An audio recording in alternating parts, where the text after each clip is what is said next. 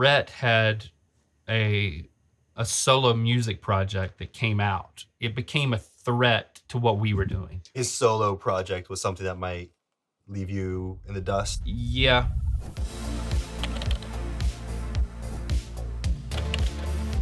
This episode is sponsored by BetterHelp Online Therapy. Visit betterhelp.com/Padilla because sometimes existing is exhausting. And if you want to watch this episode completely ad-free, no sponsors, and absolutely no censorship, click the join button down below to become a member. Anyway.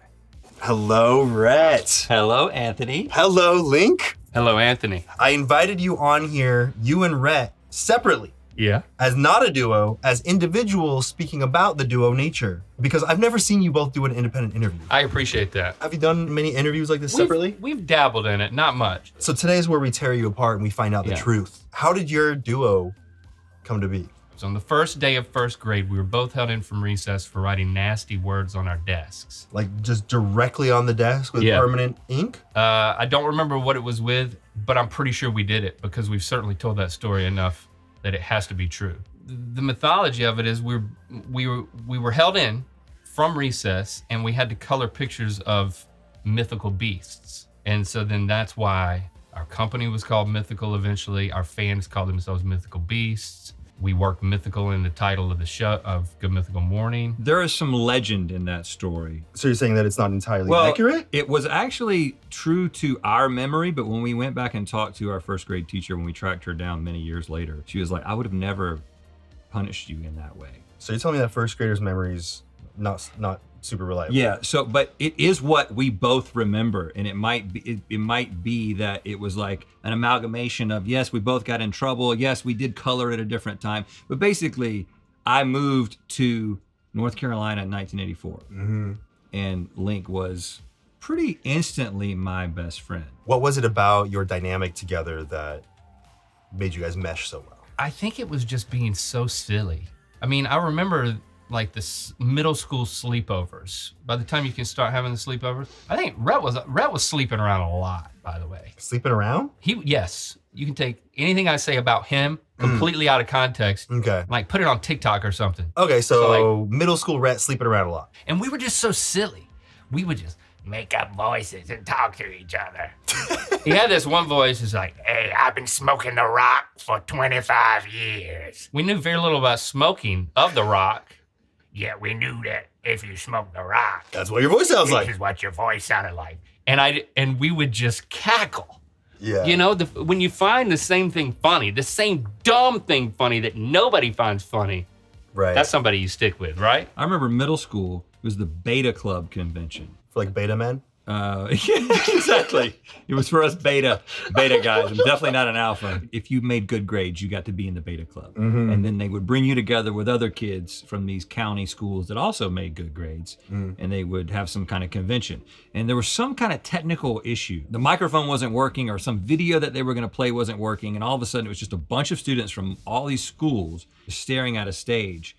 And Link got up in front of everybody and was doing very Link things, which is like a mix of very, very entertaining, but very, very disorienting and confusing. And I felt like he needs someone up there to balance him, to bring a little bit of order to this chaos. And I went up there and we did some kind of bit. I don't remember what it was, but it was like the beginning of us being like, hey, I think we might be like we can do this. Like we can get in front of people. What do you think it was about that moment that solidified the duo nature between you two? Getting a reaction. I mean, isn't that the case for all of us who do this for a living, who entertain? It's a little narcissistic. Yeah, there are over 7 billion thoughts and ideas happening at any given moment, but look at me. Right. Look at us. And you get that reaction as a duo. It's like, oh, there's something, I don't know exactly what it is, but something about the way that we work together and bounce off one another.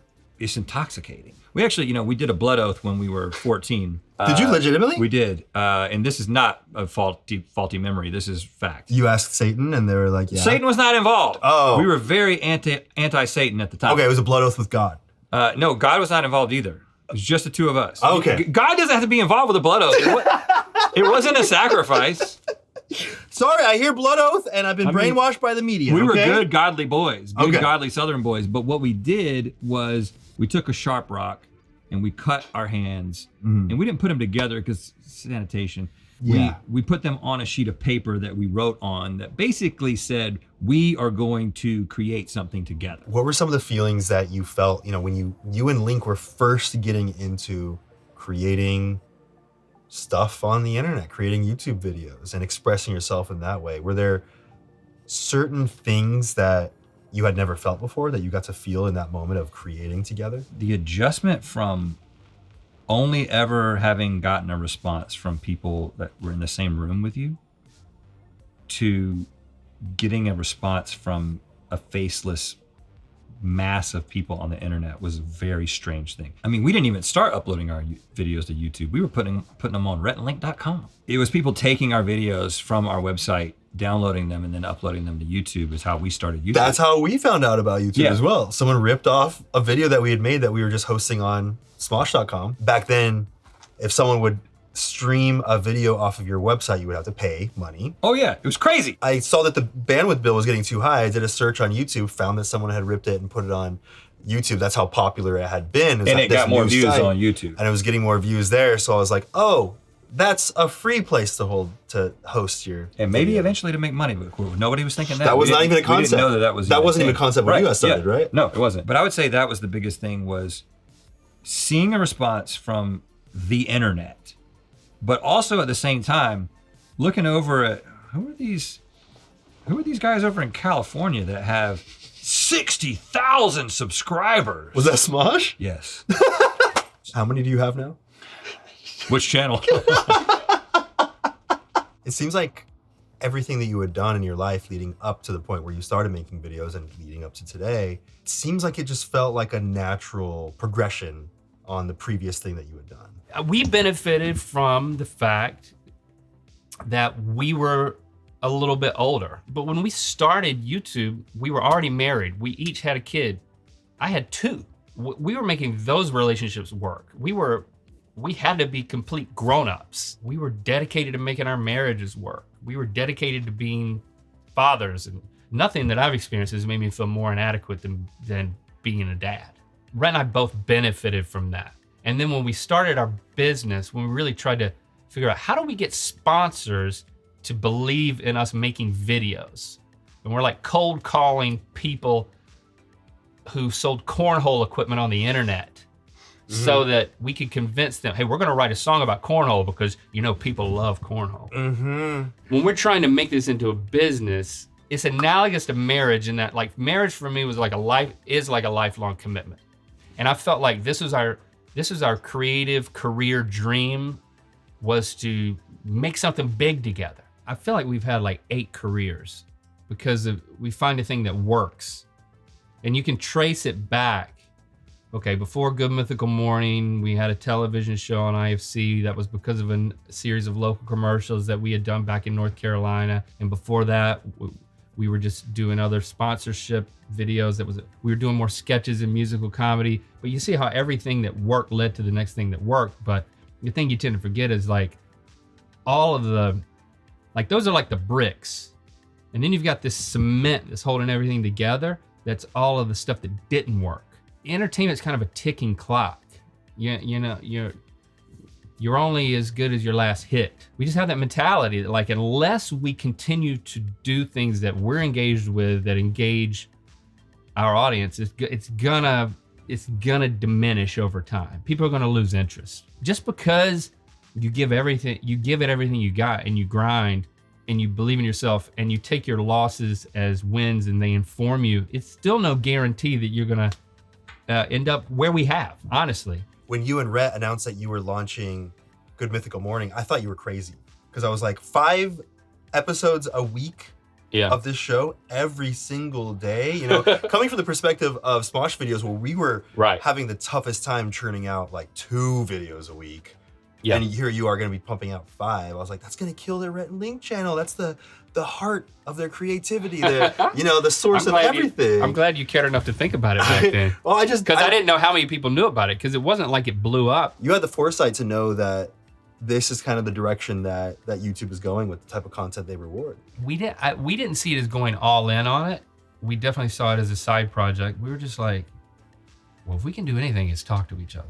we didn't know how hard it was going to be. Some days we wouldn't do it. We'd be like, okay, well, we've got an extra one, or let's go to lunch and come back and try again.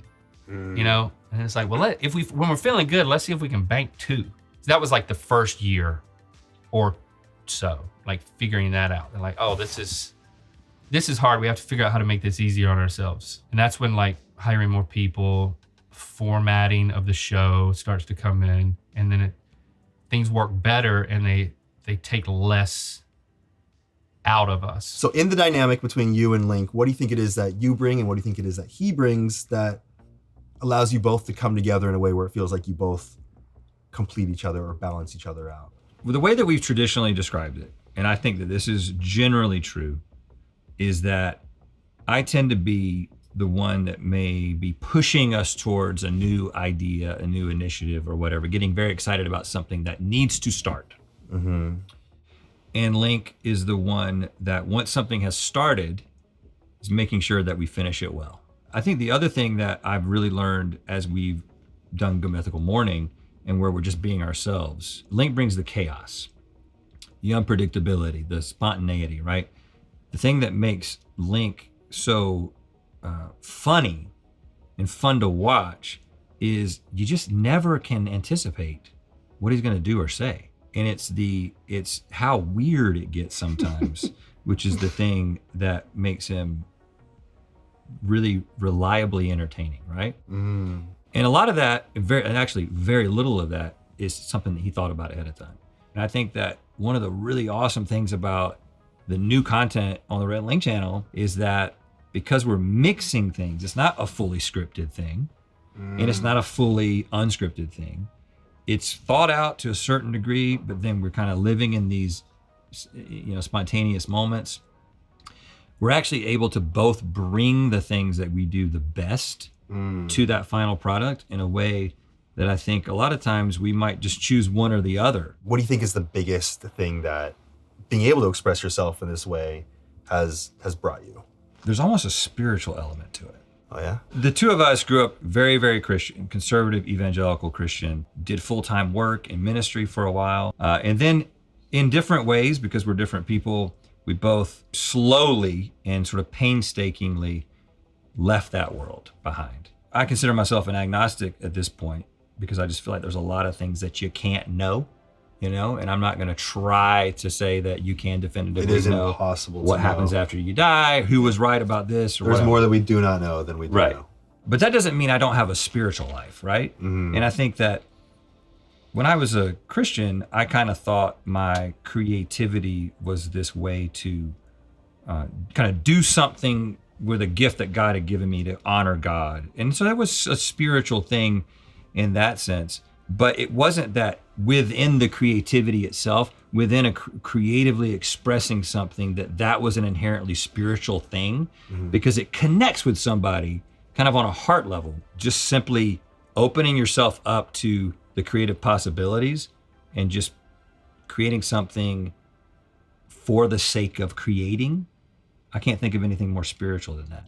Have there been any hardships that you feel, you kind of had to learn the hard way as a duo that you would potentially share so Ian and I don't have to learn the hard way? Last year, I did something that neither of us have ever done. I did some solo music, right? Solo project, yeah. And because it happened in such an unplanned way, the momentum of it was already such that by the time I talked to Link about, hey, I think I'm going to do this, it was already kind of happening. You know what I'm saying? Like, it was clear that I had said, I want to do this. Did it make you nervous letting him know that you want to do a solo project and the idea Well, that... yeah. And I think that we had some really good, we did what we always do in one sense. We talked about it on the podcast and kind of processed it in real time, which isn't necessarily helpful with an audience to do it with an audience, but we talked about it a lot more off camera. Well, I've actually found that surprisingly turning that kind of conversation into something that is lighthearted in front of the camera makes it kind of easier to access, kind of easier to talk about in a fun way, and then you could have the serious talk afterwards. That's what I found. It does help sometimes. The lesson that I learned in that is that the moment that I have something that could be perceived as a threat to what me and Link have, I have to communicate that and I have to get ahead of it, right? And also think about how will this be perceived by him? Because we talked about this publicly, but like, there were times when he could not perceive this as anything other than a threat to what we were doing. Even though in my mind the whole time it was like, I know that this isn't something that I want to become my main thing. This is a side thing that I'm only able to do because of the thing that I have with Link. Well, and it's different with you guys because you've kind of been doing your own thing, and now you're coming back to do this thing that you shared. Yeah. And you're going to keep doing this. You're going to keep doing your sort of the Anthony stuff, right? And then you've got the Smosh stuff. So I think the moment that you're like, okay, well, this thing that I'm doing will impact this other thing that will impact Ian, it's like talking about it before it becomes something that's got momentum. The cool thing is on the tail end of that, of me doing the James and the Shame stuff, is that really gave Link some motivation to go out and do his Elkhound Snuggle Baby DJ thing. Which he does a DJ thing? He's Elkhound Snuggle Baby. Elkhound parentheses Snuggle Baby close parentheses. I'm gonna have to have a conversation with him about that one. We both have needs. It's just a question of like expressing our needs in a way that you give the person room to respond instead of allowing something that you're upset about to fester as a story against your friend. Yeah. That then they have to overcome something that's not even true. Right. You thought that his solo project was something that might leave you in the dust, or? Yeah, I guess so. If I had to do it again, I would have brought up my perspective earlier and we could have talked through it. But instead, I sat on it. My role in this relationship is to represent myself and my needs and then see how the other person responds. And that's also their responsibility. And it's not the other person's responsibility to read minds. And I mean, you have to be sensitive and caring to the other person, but you're not them. His response demonstrated that he cared just as much about me and our friendship as I did, but that doesn't mean he has the same feelings about it or that he has the same needs that I have. But having an empathetic response, it's amazing how much of it, without even having a solution in place or changing anything, it was amazing how much changed just by hearing each other. Because you can build stories in your head that become your reality. In a sense, when you build these stories in your head for long enough, they become your reality. You inadvertently make them your reality. Oh, yeah. When you start saying, oh, maybe they don't care about this thing, maybe they don't care about me that much, you start inadvertently maybe distancing yourself or not putting as much effort into the work. And it's a self-fulfilling prophecy in that sense. Sometimes just airing it out in like in a controlled way, it can circumvent so much pain. It is just so hard though, because it's not just the way you're feeling about what you're creating. It's so many other things that you can't anticipate as well. Even down to, I don't know if this is true for you, but it's, at one point I would, in the process of reading comments, hold on to some of them, not on purpose, but the ones comparing us, the ones saying, I wasn't this, Ian's this, you're not this, he's this, you're, right. And it's like, I started to build these ideas in my head that were in some ways pitting us against each other. Yeah. And I started to just hold on to these things, and I felt like I could never talk about them because it's like I knew that they were petty and stupid, but I couldn't help but have them kind of just fester in there. Mm-hmm, yeah. So I feel like that was just one of the ways that the relationship started to get poisoned. Obviously there were a lot of other things, but even the public reception and thought about the two of us and our dynamic started to poison the relationship. Did you ever experience anything like that? It's human nature for commenters to compare and contrast, and have a favorite. Don't you have a favorite BTS member? No, I have a bias. They're not my favorite. Okay. Bias. Mm-hmm. I was taught that at one point, and I forgot the term. Thank you. Ever since the beginning, I've had this kind of like, this sidekick chip on my shoulder. About how you're just the sidekick? Yeah, because that's really how it started. He's very skilled at those things that in a live environment, he was much more skilled. Like even when you look back at the first videos that we would put out, and probably even at the beginning of Good Mythical Morning, like the way that I talked a lot quieter, and I was like, there was just I just didn't have the confidence that I have now. I still think there's times when I struggle to own my strengths. Like for me, just trusting my instincts in the moment. like not planning. Like the more that I try to plan something, the more it just gets clunky. There's a high degree of me falling on my face if I try too hard.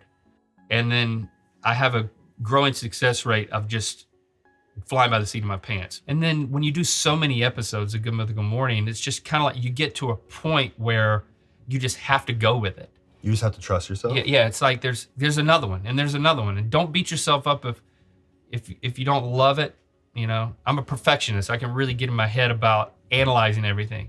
But when there's one tomorrow and there's one the next day and there's one the next day, it's like it forced me to just move on and improve. It took me leaving the friendship and the brand that we had created, I think, in order for me to find that out. But I also got to the point where, you know, with this show, for example, I'm doing this show on top of also doing Smosh.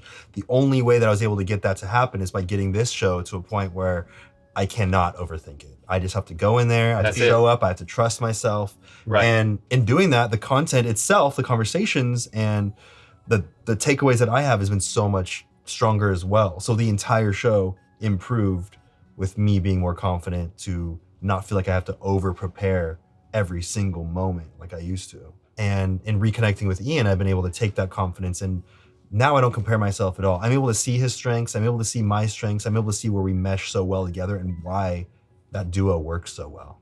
It sounds like you kind of did a similar thing with Rhett. You never get to a point where you don't have to talk through things, whether it's like the personal stuff or the craft stuff, like getting better at our craft. Well, when you fly by the seat of your pants in this way, it put me in this position. It's like, oh, I backed you into a corner where you were the butt of the joke and I didn't even realize it. You know, that's a tough conversation to have. So it's like, as we're evolving as performers, these things continue to come up. Before we go, I want to just say to you directly that you changed my life. And I'm sure you knew that to some degree, but I never said it to you. You coming in, you and Rhett buying Smosh and fostering it and allowing it to continue to grow and thrive in the past 6 years as I've had to take a step away. And disastrous things were very likely going to happen to Smosh if it weren't for you two coming in. Because of you, I'm able to now come back and continue along the path that feels like it is where I'm supposed to be. So thank you. You're welcome. I'm so glad that we were able to do it. The fact that you've had the journey that you've had, that you made that bold decision to leave, knowing that basically that was it. Like, I can't imagine how difficult that was, because we never made that decision. You know, it's like, yeah, I sent the email. It was like, if this continues, I can't keep doing this. I could see a world where I would have made that decision. I'm glad I didn't have to, but I'm glad that you did, and that it still worked out for you to come back. It needed to happen. It needed to happen for you. It's such a pressure cooker. This whole thing can just chew you up and spit you out, and you got to listen. You got to listen to yourself, and you got to take care of yourself. Yes, we own Smosh, but like, in my heart of hearts, I never felt like Smosh was ours. Right. You know, Smosh was Ian's. Smosh used to be yours and Ian's, and it was successful. The stuff that we knew that we could do to help reset Smosh up, was like, all right, we're gonna do that, and we don't want to do what we wouldn't want someone to do to us. Right. Which is come in and say, do it this way. There's no business deal that we've been a part of on either side that felt anything like this. Yeah. And it was so rewarding to want the same things, and yeah, the business of it all got worked out, and I'm so happy. Even right from the beginning.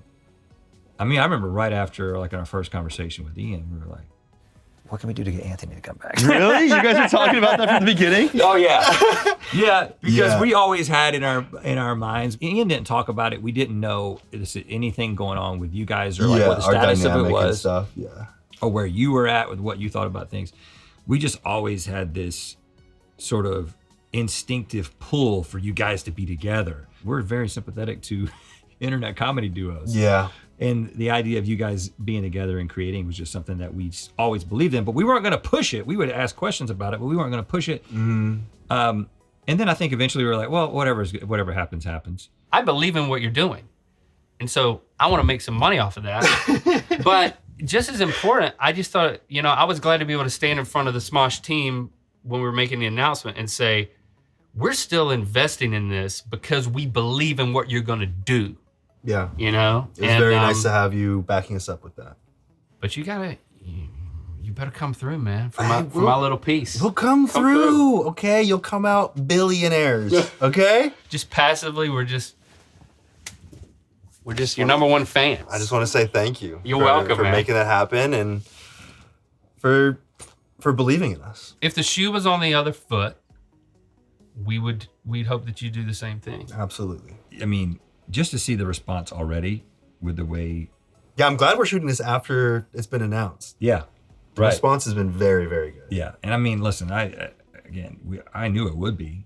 Like everything that's already working, the things that ways people are connecting with Smosh is going to continue to happen. But now it's like this incredible homecoming on top of all that. Yeah, it feels reinvigorated. Yeah. And it feels like we're able to elevate all the things that Smosh has been doing really, really well under your wing. And we're able to fill it with this entirely new energy that elevates certain other elements and elevates the entire brand. Yeah. So I'm excited. We're very, very excited. So thank you for making that initial deal happen, for being open to us owning it again, because you owned it. You could have just said, nah, this is ours. If you want any part of this, you're going to have to become, part of the thing that's already ours. Well, here's the thing, man. We've always said that in our dealings with other creators and just with anything, involving the creator economy, we want to do it in a way that we as creators 10 years ago would have said yes to, would have known that this person has our best interest in mind. And so there's no way that we could say no to you. We're going to own, the only way you can be involved is if we own it. Yeah. That's not a creator friendly mindset.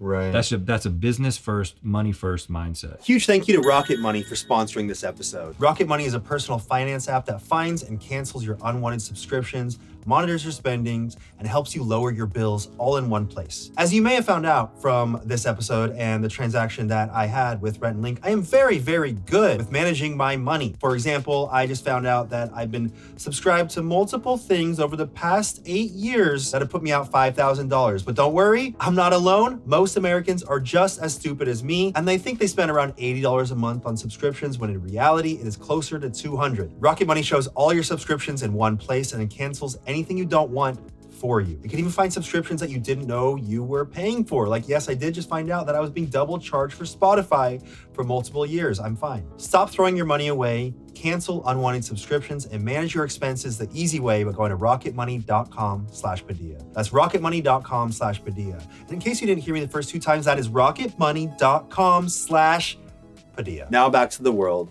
of Rhett and Link. I want to talk about your guys' dynamic, because each of you brings something very special that kind of balances each other out. Link kind of just has a bunch of ideas. He's a little bit of chaos, and you're able to kind of put it in order. And also, was it that you aren't necessarily able to fully see an idea fully play out? You just get really excited about this thing, then this thing, and this thing, and then Link comes in and is able to be like, hey, let's finish this thing. Let's put the cherry on top and let's package this up. That's a general dynamic with the things that are more the things that we create together. Mm-hmm. And then there's a dynamic of us sort of interacting with each other, so like GMM is that place. GMM is where we're being ourselves, and sort of over the years we've sort of figured out what is the dynamic here. And then when we work together, it's a slightly different dynamic, right? Mm-hmm. And that's what, I was saying that you were the embodiment of chaos, like the Leviathan from ancient literature. Oh, yeah. Mm-hmm. I like that. Who God killed to create the world. Really? Yeah. So he's a sacrifice. I'll own chaos. I think that's me leaning into flying by the seat of my pants. Mm-hmm. And then, I'll say he's a starter and I'm a finisher. And that doesn't apply to our love lives. Okay. I'm still going. I'm gonna let that moment just. I never finish. I haven't finished in a decade. Link will help you. We both start and we both finish independently. Yeah, that's true. But the reason I wanted to separate you two is because I did want to get a peek into each of your minds as individuals, because the entire internet is used to seeing you as a duo. Yeah. So it is really cool to see what you're like as individuals and then see how the dynamic is elevated when both of you do get in the same room or sit on the same chair. Yeah. Are Well, both of your ass cheeks on? one full one half one. Okay, I'm fully on. Your whole ass is on this chair? Yeah. But he's also smaller. Yep. He was an only child, so his whole ass has got to be on the seat. Right. You're okay with sharing. I'm used to sharing, having half an ass cheek hanging off of stuff, because I grew up with a brother. I was used to being the center of attention. I think I was always duo material. Like, you think that you would work better as a duo than a solo? It kind of threw you for a loop when Rhett was like, I'm thinking about doing this solo thing. And that kind of threatened you because you have seen yourself as, Yeah. you know, an individual in a duo dynamic for so long. I think it was more about the conversations that we wish we would have had on the front end of it. That's exactly how I characterized it when I was alone. Mm-hmm. Okay, cool. That is true. That is true. Yeah, I think there was a lot of perceived hurt on my part that he wasn't actually putting out into the world. It's like you can be hurt by something inadvertently, you know? Definitely not. I knew he wasn't doing anything to hurt me Like intentionally. intentionally. So yeah, it happened unintentionally, but it was more about just not getting on the same page. The reason that we should have talked about it, and I should have initiated that conversation earlier, is because I think that it would have contextualized it properly, right? Because I was never thinking of it as something that was like, well, this is going to be this big piece of my entertainment pie. Mm-hmm. Or like, I'm adding this thing to this plate that's already full with him. It was very much like, I didn't plan on doing this. It kind of started happening. Now it's a thing. I'm going to fit it in on the weekends and the nights or whatever, you know? So, but it was already beyond, it was already in motion by the time we had that conversation, and he had formed thoughts about it. Right. So it was the kind of thing, and I think that's where the communication comes in, because you can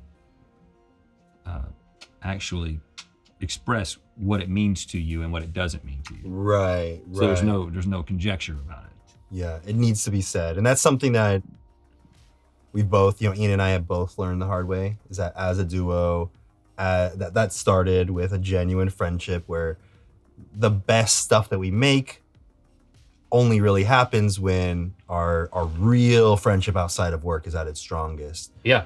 We've learned the hard way that you need to kind of break through that short-term discomfort in order to circumvent that long-term suffering that you will experience otherwise. You have to be able to experience that short-term discomfort and be willing to feel that over and over again, because it gets easy too when it becomes a rhythm. You start to know that it's okay, that you'll get through it. And that's when friendships, I think, bond in a stronger way, or any kind of relationship. Yeah. I've had to learn that we don't have to feel the same feelings. We don't have to have the same needs in order to be a dynamic duo. We have to care about the other person's needs, feelings, and we have to be willing to stop and listen. I find it really inspiring, just you know, your openness with one another in communicating and reaffirming that your friendship and the respect that you have for one another is at the top of your priority list. And from the outside, I could say it looks like that's why you have been able to continue doing what you've been doing for so long, and why you've found so much success in it, because the friendship, the core friendship, it really is there at the foundation. Yeah, it is. And I believe you've recaptured it. I'm trying my best. Too. I'm trying my best. Call I feel it. Did you guys purposely wear the exact same I purposely top? wore this and left the studio before you did. So you and saw was what like, he was wearing. I'm wearing a jacket with a white t-shirt. And then you show up with a jacket and a white t-shirt. Yeah. Pretty cool, huh? Look at us. You did that to celebrate the duo. Yeah, isn't it cool? White t-shirt. Oh, I got a little stain on my shirt. Do you have a stain on you? Yeah, you deserve it. Link is into it, Rhett not so much. If we had planned, first of all, I would not have suggested we plan this. And you got it's the same amount of inkle showing too. So there's a bit of a duo dynamic. That was planned. We discussed that was. Yeah. Well, I got more inches than you. You got more inches in many ways than him. I just feel like when you walked in with a chore coat, I was like, Whoa. Chore coat's kind of my thing. Well, I've got lots of jackets just like this. No, you don't. That's the only one. I have 6 jackets like this. It's kind of my thing. What about my yellow one, my red one, my navy those one? are shackets? Oh, you Not a chore coat. Very different than a shacket. Yeah. Yeah. So you'll have some Googling to do after this.